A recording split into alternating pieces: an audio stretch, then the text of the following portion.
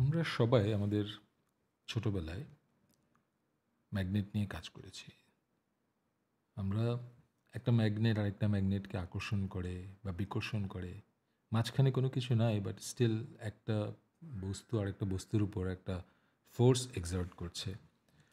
এটা আমাদের জন্য, সবার জন্যই একটা বিস্ময়ের বিষয় ছিল আমাদের চাইল্ডহুডে। এবং আমরা আমার পার্সোনালি মনে আছে জাস্ট গাড়ির মোটর ভেঙে, খেলনা গাড়ির মোটর ভেঙে চুম্বকগুলো বের করে এনে we would probably play. So এই যে ম্যাগনেটটা, সেই ম্যাগনেটটা কিভাবে কাজ করে? আমাদের কাছে ছোটবেলায় যেটা সহজ স্বাভাবিক মনে হয়েছিল সেটা কিভাবে কাজ করে সেটা আমরা আজকে একটু দেখব। কিছুটা আমরা দেখব যে এই ম্যাগনেটিক প্রপার্টি ইউজ করে একটি ডিভাইস যেটাকে আমরা বলছি ইন্ডাক্টর। আমরা আগে যেরকম ক্যাপাসিটর পরে আসছি সেরকম আরেকটা ডিভাইস যেটাকে আমরা বলছি ইন্ডাক্টর। সেটা কিভাবে কাজ করে, একটা ডিসি সার্কিটে তার প্রভাব কী, ডিসি সার্কিটের কারেন্টের উপর বা ভোল্টেজের উপর তার প্রভাব কী, তার ম্যাথমেটিক্যাল ইকুয়েশনগুলো কী হবে বা এক্সপ্রেশনগুলো কী হবে, সেগুলো আমরা একটু দেখব। এবং লাস্টে আমরা গিয়ে একটু দেখব যে এই যে আমরা ক্যাপাসিটর এবং ইন্ডাক্টর পড়েছি, এই দুটোর সাথে আহ, আমাদের আহ, এই মহাবিশ্বের আম, বেশ কিছু ইম্পর্টেন্ট টার্মের সাথে কিভাবে কানেকশন রয়েছে। So this will be an interesting topic. So let's start. আমরা একটু একটা ছোট একটা ইয়ে দিয়ে শুরু করি যে আমরা জানি যে একটি তারের মধ্যে দিয়ে যখন কারেন্ট ফ্লো করে তখন তার চারপাশে একটা ম্যাগনেটিক ফিল্ড তৈরি হয়। এটা আমরা দেখেছি আগে। বা আমরা যদি ছোট একটা এক্সপেরিমেন্টও করি, এই তারের মধ্যে দিয়ে আমরা যদি একটা তার নেই, যদি তারের মধ্যে দিয়ে কারেন্ট ফ্লো করি, আশেপাশে যদি একটি ম্যাগনেট রাখি, তাহলে আমরা দেখব সেই ম্যাগনেটের একটা বল আমরা ফিল করছি। সো আমরা এক্সপেরিমেন্টালি এটা বলতে পারি যে একটি তারের ভেতর দিয়ে যখন কারেন্ট ফ্লো করে তখন তার চারপাশে একটি ম্যাগনেটিক ফিল্ড তৈরি হয়, এবং সেই ম্যাগনেটিক ফিল্ডের ডিরেকশনটা কীরকম হবে, কারেন্ট কোন দিকে ফ্লো করলে ম্যাগনেটিক ফিল্ডের ডিরেকশনটা কীরকম হবে সেটা আমরা দেখতে পারি। এবং আমরা একটি তারকে যদি আমরা একটু প্যাঁচাই, আমরা যদি একটা কয়েল তৈরি করি, তাহলে সেই ম্যাগনেটিক ফিল্ড, প্রত্যেকটা তারের ম্যাগনেটিক ফিল্ড যেগুলো আছে সেগুলো যোগ হয়ে কীভাবে একটা লার্জার ম্যাগনেটিক ফিল্ড তৈরি করা যায় সেটাও আমরা আগে দেখেছি। সো বাট কোশ্চেন হচ্ছে এই ম্যাগনেটিজমের উৎসটা কী? অর্থাৎ কেন একটা তারের মধ্যে দিয়ে কারেন্ট যখন ফ্লো করে তখন এখানে আহ, একটা ম্যাগনেটিক ফিল্ড তৈরি হয়, যেটা একটা ম্যাগনেটকে আকর্ষণ বা বিকর্ষণ করে। আহ, অনেক সময় বা আমরা এটাও দেখি যে একটি তারের মধ্যে দিয়ে যখন কারেন্ট ফ্লো করে তখন এখানে একটা ম্যাগনেটিক ফিল্ড তৈরি হয়। এই সময় আমি যদি আরও একটা তার পাশে রাখি, সেটারও একটা ম্যাগনেটিক ফিল্ড তৈরি হয়, এবং এই দুটো ম্যাগনেটিক ফিল্ড একটা আরেকটার সাথে ইন্টারাকশন করে, তখন এই তারটা ওই তারটাকে এদের বিকর্ষণ করে বা আকর্ষণ করে দূরে সরে যেতে চায়। বা আমরা একটু যদি ভিন্নভাবে বলতে চাই যে একটি তারের মধ্যে দিয়ে যখন কারেন্ট ফ্লো করে, আমরা এই ছবিটা দেখতে পারি যে একটি তারের মধ্যে যখন চার্জগুলো ফ্লো করে, সো বেসিক্যালি একটি তারের একটা পরিবাহী, সেখানে কি থাকে, অনেকগুলো পজিটিভ চার্জ থাকে যেগুলো আসলে বেসিক্যালি প্রোটন, যেগুলো মুভ করে না, এবং অনেকগুলো ফ্রি ইলেকট্রন থাকে যে ইলেকট্রনগুলো অ্যাকচুয়ালি মুভ করতে পারে। তো যখন কারেন্ট প্রবাহিত হয় তখন ইলেকট্রনগুলো মুভ করে। সে সময় যদি আশেপাশে আরেকটি মুভিং চার্জ থাকে, বা আমরা এই যে একটু আগে বলছিলাম যদি আরেকটি কারেন্ট পরিবাহী কন্ডাক্টর থাকে বা মুভিং চার্জ বা চার্জগুলো থাকে, তখন এই চার্জটা বিকর্ষণ বোধ করে। অর্থাৎ এই চার্জটা বা এই আরেকটা ওয়্যার যেটা ছিল, সেই ওয়্যারটা এটার থেকে দূরে সরে যেতে চায়। আমরা, so this this has been A mystery, like আমরা এই ফেনোমেনাগুলোকে আমরা অনেক আগে থেকেই 18 শতাব্দী 19 শতাব্দীতে আমরা এই জিনিসগুলোকে একটা ডিফারেন্ট ফোর্স, আমরা ম্যাগনেট এবং ইলেকট্রিক ফোর্সকে আমরা দুটো ডিফারেন্ট ফোর্স হিসেবে ধরে আমরা কাজ করেছি। আমরা আমাদের থিওরিগুলো ডেভেলপ করেছি যে একটি তারের মধ্যে দিয়ে যখন কারেন্ট ফ্লো হয় আশেপাশে একটা ম্যাগনেটিক ফিল্ড তৈরি হয়। কিন্তু এবং ইন্টারেস্টিংলি ঊনবিংশ শতাব্দীতে এটা নিয়ে প্রচুর কাজ হয়েছে। এটার যে বিভিন্ন এক্সপ্রেশনগুলো, থিওরামগুলো, সেগুলো সবই ঊনবিংশ শতাব্দীর আম প্রথম থেকে শুরু করে মাঝামাঝি অনেক সময়টুকু জুড়ে এগুলো ডেভেলপ করা হয়েছে। কিন্তু obviously মানুষের এই আম এই এই এই কৌতূহলটা ছিল যে একটা কারেন্ট ফ্লোর সাথে অর্থাৎ চার্জের ফ্লো এর সাথে ম্যাগনেটিক ফিল্ডের রিলেশনশিপটা কী?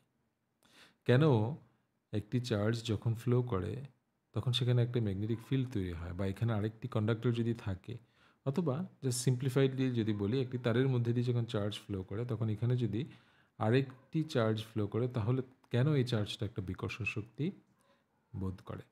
সো এই জিনিসটা আম মানুষ আম অনেকদিন ধরেই মানুষ এই কানেকশনটা তৈরি করার চেষ্টা করেছে। বাট ইভেনচুয়ালি ফাইনালি মানুষ কানেকশনটা কিছুটা বুঝতে পেরেছে যখন স্পেশাল রিলেটিভিটি আসছে। আইনস্টাইন যখন তার স্পেশাল রিলেটিভিটি প্রপোজ করেছে। সেখানে আসলে দেখাতে পেরেছে যে যখন এই চার্জটা মুভ করে তখন আমরা হয়তো এই শব্দগুলো বা এই টার্মগুলো জানি যে স্পেস ডাইলেশন বা টাইম ডাইলেশন। তো এই চার্জটা যখন মুভ করে তখন বিকজ অফ স্পেস ডাইলেশন তার কাছে এই জোনটার নেট চার্জটা যেটা আগে ছিল নিউট্রাল সেটা এখন পজিটিভ হয়ে যায়, যে কারণে সে আসলে বিকর্ষণ বোধ করে, অর্থাৎ সে এই তারটা থেকে দূরে সরে যেতে চায়।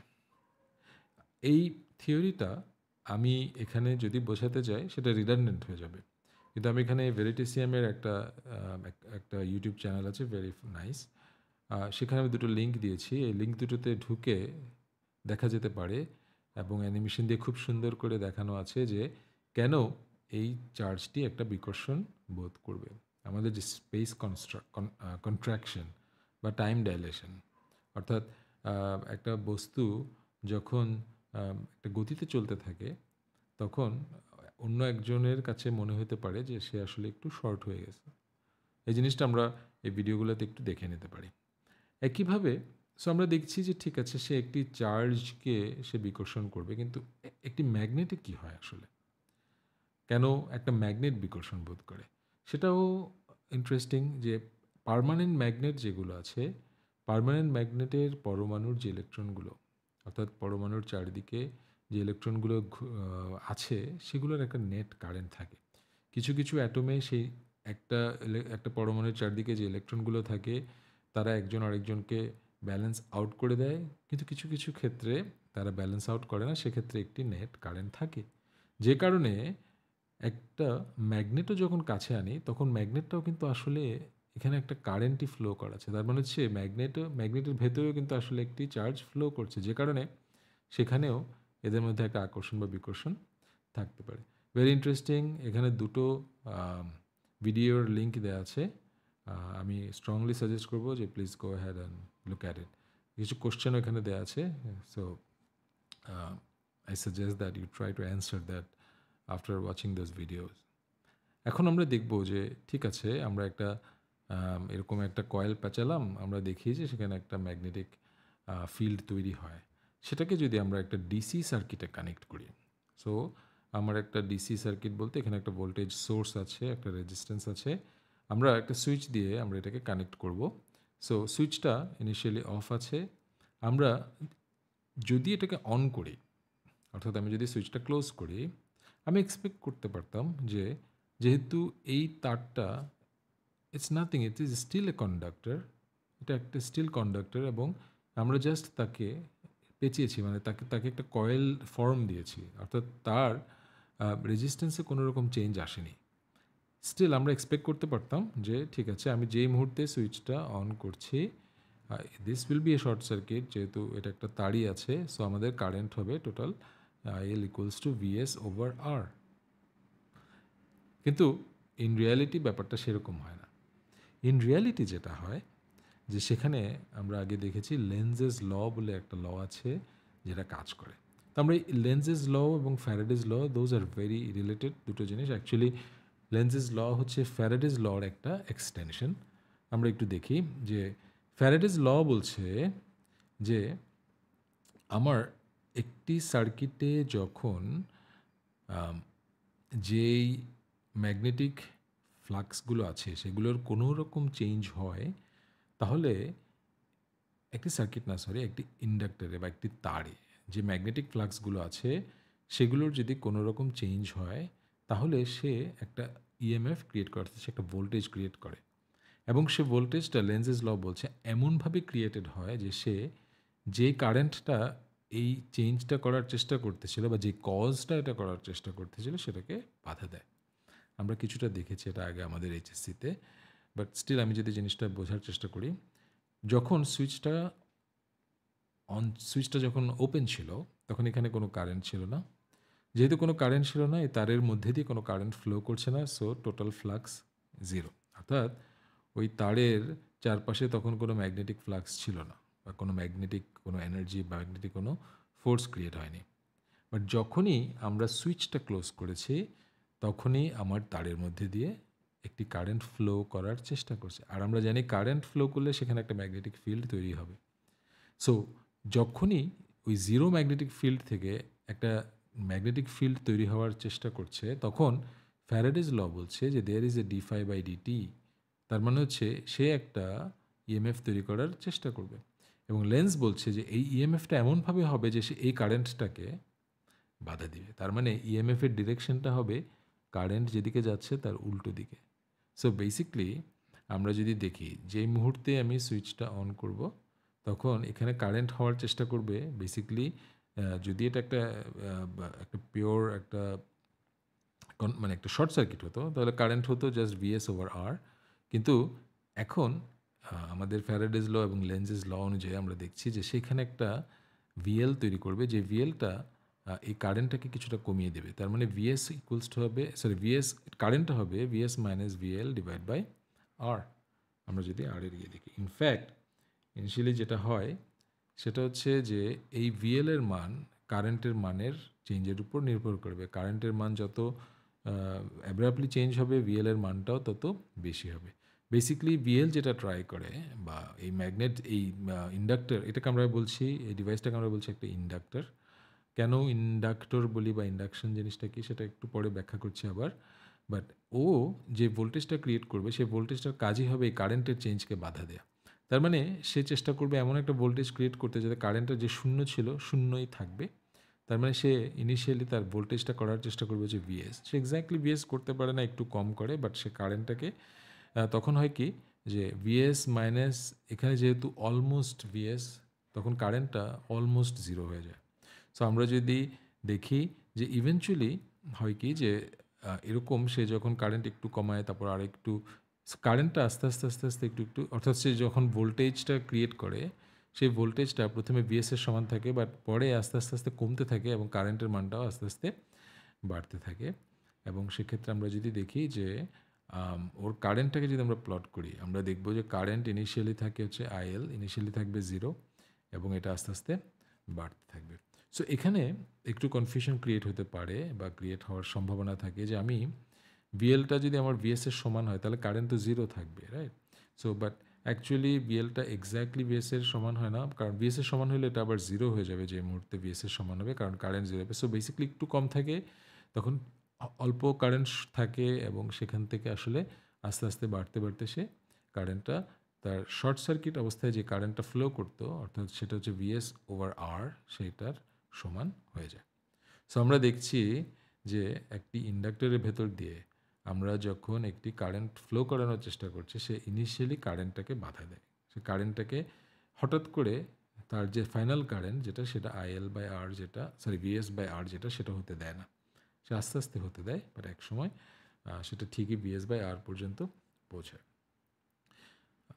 এখানে আমি আরেকটা ছবি দিয়েছি যেটা অ্যাকচুয়ালি বলছে যে লেন্সেস ল কেমনে কাজ করে।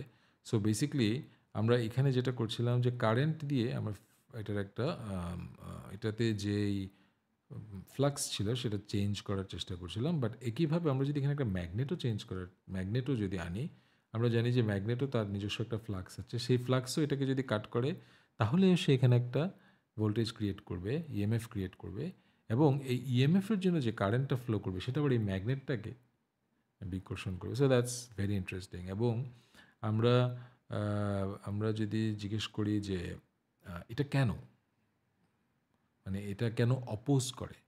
এটা যদি অপোজ না করে এটা যদি অ্যাট্রাক্ট করতো, ধরা যাক সে আসতেছে, এই সময় এমন একটা ইএমএফ তৈরি হলো যে এটা আরও অ্যাট্রাক্ট করা শুরু করছে, তাহলে কিন্তু শক্তির নিত্যতা সূত্রটাকে আমরা ভেঙে দিতাম। তার মানে চিন্তা করি যে আমার একটা একটা কয়েল আছে এখানে, আমার অনেক দূরে একটা ম্যাগনেট আছে। আমি যদি ম্যাগনেটটাকে হালকা করে ধাক্কা দেই, তাহলে অলরেডি একটা আকর্ষণ শক্তি ক্রিয়েট হচ্ছে। সে আকর্ষণের কারণে সে কিন্তু অলরেডি এখানে চলে আসবে। তার মানে হচ্ছে আমাকে কিন্তু কাজ করতে হচ্ছে না, যদিও একটা ম্যাগনেট মুভ করছে। তার মানে আসলে এখানে শক্তির নিত্যতা সূত্রটা কিন্তু থাকছে না। সো শক্তির নিত্যতা সূত্র তখনই থাকবে যখন আসলে এই শক্তিটা, অর্থাৎ ফ্লাক্স চেঞ্জ যে কারণে হচ্ছে সেটাকে এটা বিকর্ষণ করবে। এখানে একটা কোয়েশ্চেন আমি রেখেছি, সেটা হচ্ছে যে ফ্যারাডেজ ল যেটা, অর্থাৎ আমরা যেটা বলছি যে একটা ম্যাগনেটিক ফিল্ড যদি চেঞ্জ হয়, তাহলে ইলেকট্রোমোটিভ ফোর্স কেন চেঞ্জ হচ্ছে? অর্থাৎ এখানে যদি এই কয়েলটাতে যদি ম্যাগনেটিক ফিল্ড চেঞ্জ হয়, তাহলে সেখানে ইএমএফটা কেন চেঞ্জ হবে? অর্থাৎ এখানে যে ফ্লাক্সটা কাট করছে সেটা চেঞ্জ হলে ইএমএফটা কেন চেঞ্জ হবে? ইন এ লুপ ওয়্যার, অর্থাৎ ইএমএফ চেঞ্জ হবে, বাট সেটা যদি একটা লুপ থাকে তাহলে কারেন্ট ফ্লো করতে পারবে, আসলে আদারওয়াইজ তো কোনো কাজে আসবে না। সো কোশ্চেনটা হচ্ছে এরকম যে can you explain Faraday's law using special relativity? আমি সাজেস্ট করবো strongly, if you want to do some research on this questions, take help from AI platforms, ChatGPT অথবা Google Gemini. You'll be surprised how good they are right now. আমরা inductor এবং ক্যাপাসিটরের যদি একটু compare করতে চাই, আচ্ছা প্রথমে আমি হয়তো একটু মিস করে গিয়েছি, সেটা হচ্ছে ইন্ডাক্টরকে কেন আমি ইন্ডাক্টর বলছি। ইন্ডিউস করার মানে হচ্ছে আসলে প্রভাবিত করা, অর্থাৎ আম, আ, কেউ যদি আর কাউকে কোনোভাবে আর অন্য কারোর অ্যাকশনকে যদি প্রভাবিত করতে পারে, তখন আমরা বলি তাকে ইন্ডিউস করা। সো এখানে হয় কি যে এই কয়েলটা যদি তার আশেপাশে আরেকটা কয়েল থাকে, সেটার কারেন্টকে প্রভাবিত করতে পারে, সেটার মধ্যে যে প্রবাহিত কারেন্ট হয় সেটাকে প্রভাবিত করতে পারে। সো এই কারণে আমরা ইন্ডাক্টরকে সাধারণত ইন্ডাক্টর বা ইন্ডিউস বলে থাকি, সরি ইন্ডাকটেন্স, অথবা ওই ইফেক্টটাকে ইন্ডাকটেন্স এবং মেটেরিয়ালটাকে অথবা ডিভাইসটাকে আমরা বলছি ইন্ডাক্টর। আমরা ইন্ডাকটেন্স এবং ক্যাপাসিটেন্সকে আমরা যদি তাদের ডিসি সার্কিটের তাদের যে প্রভাব সেগুলো আমরা যদি বুঝতে চাই, তাহলে আসলে দুটো পাশাপাশি রাখলে জিনিসটা বেশ ইজি হয়। আমরা একটা ক্যাপাসিটেন্সের ক্ষেত্রে আমরা জানি যে যখনই আমি এই সুইচটা অন করছিলাম, ক্যাপাসিটেন্সটা, এই ভোল্টেজটা কিন্তু হঠাৎ করে চেঞ্জ হচ্ছিল না।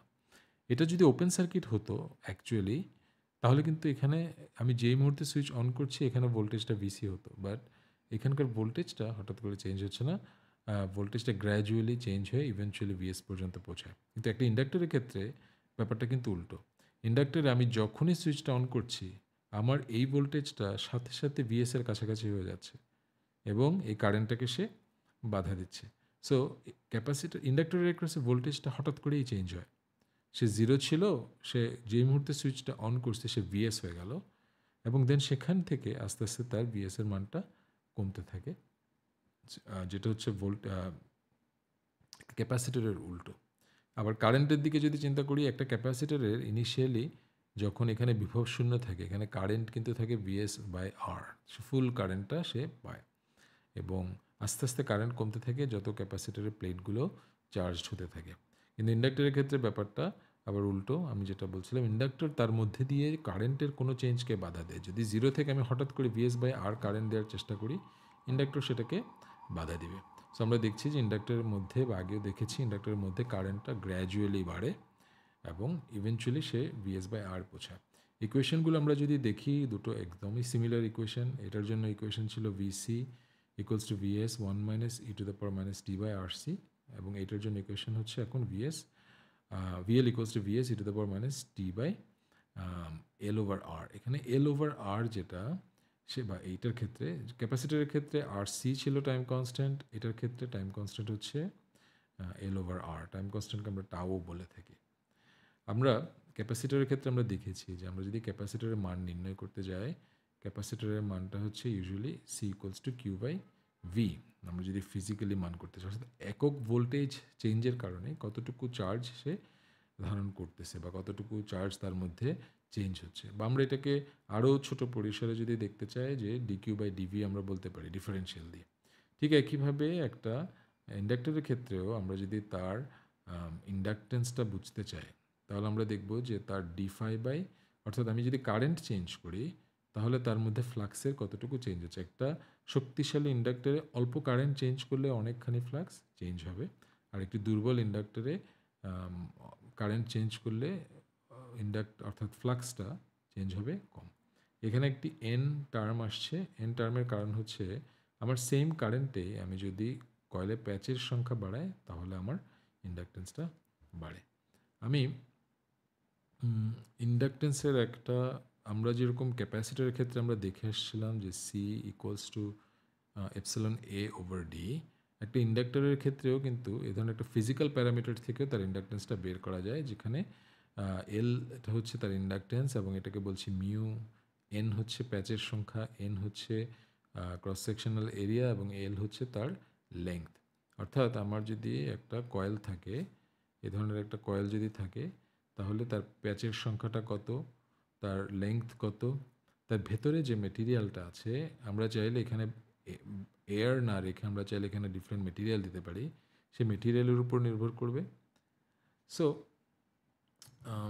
আমরা দেখছি যে ইন্ডাকটেন্সের ফিজিক্যাল ডিমেনশন থেকে কেমনে আমরা ইন্ডাকটেন্সটা বের করতে পারি, এবং আমরা দেখেছি যে একটা ইন্ডাকটেন্সের আমি তার অ্যাকচুয়াল বিহেভিয়ার থেকেও আমরা তার একটা ইন্ডাকটেন্স বের করতে পারি।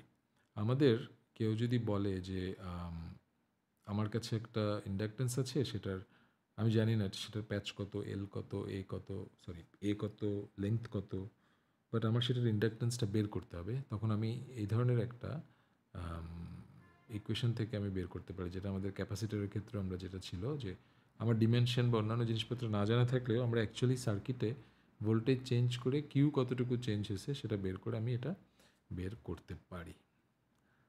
আমাদের আমরা এখানে ছোটোখাটো দু একটা জিনিস জাস্ট মেনশন করা আছে, যে আমরা ক্যাপাসিটরের ক্ষেত্রে দেখেছি যে ইনিশিয়ালি যদি কোনো চার্জ থাকে ক্যাপাসিটরে, সেক্ষেত্রে আসলে কারেন্টের ইকুয়েশনটা কেমনে হ্যান্ডেল করতে হবে, এটাও সেম, যে একটা ইনিশিয়াল কারেন্ট আছে যদি থেকে থাকে, তাহলে বাকি কারেন্টটা হচ্ছে এটা। সিরিজে থাকলে ইন্ডাক্টরের ভ্যালুগুলো সব যোগ হয়, প্যারালালি থাকলে ইন্ডাক্টরেরগুলো অনেকটা রেজিস্ট্যান্সের মতো বিহেভ করে। এগুলো নিয়ে আমি ডিটেল বলছি না, এগুলোর রেফারেন্স আসলে খুব সহজ, সব জায়গায় পাওয়া যায়। একটা ইন্ডাক্টর আসলে দেখতে কীরকম হয়, সো এই যে মেটেরিয়ালটা আমরা মাঝখানে ইউজ করছি কালো কালারের, এটাকে আমরা বলছি ইন্ডাক্টরের কোর। সো ইন্ডাক্টরের কোর বেসিক্যালি আমার যেই কাজটা করে সেটা হচ্ছে ইন্ডাকটেন্সের ভ্যালুটা বাড়ায় দেয়। সো এই কোরটা এই মিউটাকে প্রভাবিত, মিউটা হচ্ছে এই কোরের একটা বৈশিষ্ট্য, বা এটাকে আমরা বলছি পারমিয়েবিলিটি। অর্থাৎ একটি ইন্ডাক্টরের মধ্যে দিয়ে বা যে মাঝখানের যে স্পেসটা আছে, সেই স্পেসের মধ্যে দিয়ে ফ্লাক্সগুলো কত দ্রুত কতটুকু পেনিট্রেট করতে পারে, সেটাকে আমরা বলছি permeability. So this permeability it's a fascinating term. দুটো জিনিস, একটা হচ্ছে পারমিয়েবিলিটি, একটা হচ্ছে পারমিটিভিটি। আমরা যখন ক্যাপাসিটরের ডাইলেকট্রিক পড়েছি, তো আমরা দেখব যে like amazingly how they are connected to each other. আমরা যদি ম্যাথ করতে যাই, সরি আমি এটা একটু আবার দেখি। সো এখানে বাজারে যে ইন্ডাকটেন্সগুলো পাওয়া যায় সেগুলো নিজেরাও তৈরি করে নেওয়া যায়, আবার এরকম ফরম্যাটে, অর্থাৎ ছোটো একটা ডিমেনশনেও কিন্তু পাওয়া যায়, small, very small micro henry, milli হেনরির যে ইন্ডাক্টরগুলো। আমরা অঙ্ক করাবো না ডিটেল, বাট অবভিয়াসলি এই অঙ্কটা আমরা আগেও করে আসছি। কোশ্চেনটা এরকম হতে পারে যে স্টেডি স্টেটে, আমরা জানি স্টেডি স্টেটে একটা ইন্ডাক্টর কাজ করে হচ্ছে একটা শর্ট সার্কিট হিসেবে, কারণ এই যে বিহেভিয়ারটা আমরা দেখেছি সেই বিহেভিয়ারগুলো কিন্তু ট্রানজিয়েন্ট স্টেটের জন্য, অর্থাৎ কোনো একটা সার্কিটে কোনো একটা স্টেট চেঞ্জ হলে ওই মুহূর্তে একটা ইন্ডাক্টর কীরকম বিহেভ করবে সেটা যদি আমরা বুঝতে যাই, তখন হচ্ছে এগুলো, এই ইকুয়েশনগুলো কাজে আসে। বাট স্টেডি স্টেট, যখন এই সার্কিটে কোনো কিছু অনেকক্ষণ ধরে চেঞ্জ হয়নি, ওই সময় একটা ইন্ডাক্টরের বিহেভিয়ার হয় শর্ট সার্কিটের মতো। ক্যাপাসিটরের ক্ষেত্রে আমরা দেখেছি সেটা হচ্ছে ওপেন সার্কিটের মতো বিহেভ করে। তো শর্ট সার্কিট হলে কেউ যদি বলে যে আমার এ এবং বি এর মধ্যে ইকুইভ্যালেন্ট সার্কিটটা বের করো, আমরা বের করতে পারবো এটাকে শর্ট করে দিয়ে, বা আমি যদি বলি ম্যাক্সিমাম পাওয়ার করো, বের করতে পারবো। আবার ধরা যাক কেউ যদি বলে সি এবং ডি এর মধ্যে যে ইন্ডাক্টরটা আছে সেই ইন্ডাক্টরে লেটস আমি যদি বললাম টি ইকুয়ালস টু 0.1 সেকেন্ডে কত কারেন্ট ফ্লো করছিল, সেটাও আমরা একইভাবে থেভেনিন ইকুইভ্যালেন্ট সার্কিট ধরে বের করতে পারবো। আমাদের এখানে ইকুয়েশনগুলো দেয়া আছে, বা আগে থেকে যদি প্রিভিয়াসলি কোনো কারেন্ট দেওয়া থাকে তখন এই ইকুয়েশন ধরে আমরা বের করতে পারবো। সো দিস শুড বি, অঙ্কগুলো আমরা আগেও করেছি কেমনে এগুলোর থেভেনিন ইকুইভ্যালেন্ট সার্কিট করতে হয়। I am guessing that those should be easy.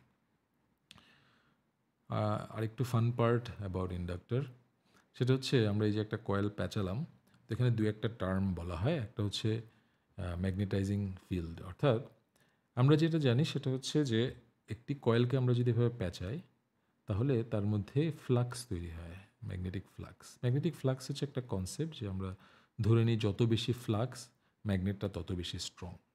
So আমরা দেখেছি যে একই কয়েল আমরা যদি মেটেরিয়ালটা চেঞ্জ করি আশেপাশের বা কোরের, তখন তার ফ্লাক্সের সংখ্যা বাড়ে, অথচ কারেন্ট একই আছে, আম তারের অর্থাৎ আমার কয়েলের ডিমেনশন কোনো চেঞ্জ হয়নি। কিন্তু জাস্ট মেটেরিয়ালের উপর ভিত্তি করে ফ্লাক্সের সংখ্যা বাড়ে অথবা ফ্লাক্সের সংখ্যা কমে। ফ্লাক্সকে আমরা অনেক সময় ফ্লাক্সের ফুল সংখ্যাও বলি, আবার অনেক সময় আমরা বলি হচ্ছে ফ্লাক্স ডেনসিটি, যেটাকে আমরা বলছি ম্যাগনেটিক ফ্লাক্স ডেনসিটি বা B. Magnetic flux density is basically একক ক্ষেত্রফলের মধ্যে কতখানি কতগুলো ফ্লাক্স থাকে সেটাকে ইন্ডিকেট করে। সো আমরা দেখছি যে আমাদের সব কিছু সেম, জাস্ট মেটেরিয়ালটা কী আছে সেটার উপর ভিত্তি করে আমাদের এই ফ্লাক্স ডেনসিটি বি যেটা, সেটা বাড়তে বা কমতে পারে। সো আমরা একটা আইডিয়া নিতে পারি এরকম যে আমাদের এটার যে ম্যাগনেটোমোটিভ ফোর্স, অর্থাৎ সে যে এই যে ফ্লাক্সগুলো ক্রিয়েট করছে সেই ফোর্সটা সেম আছে, যেটাকে আমরা বলছি ম্যাগনেটাইজিং ফিল্ড বা এইচ। বাট আমার যখনই ম্যাটেরিয়াল চেঞ্জ হচ্ছে তখন আমার বিটা চেঞ্জ হচ্ছে। সো আমি এই দুটোর মধ্যে একটা রিলেশন ক্রিয়েট করতে পারি, যেটাকে আমরা বলছিলাম B equals to mu H. আমি নট শিওর এটা তো ছোটো হয়ে গেল কেন, but let me try two.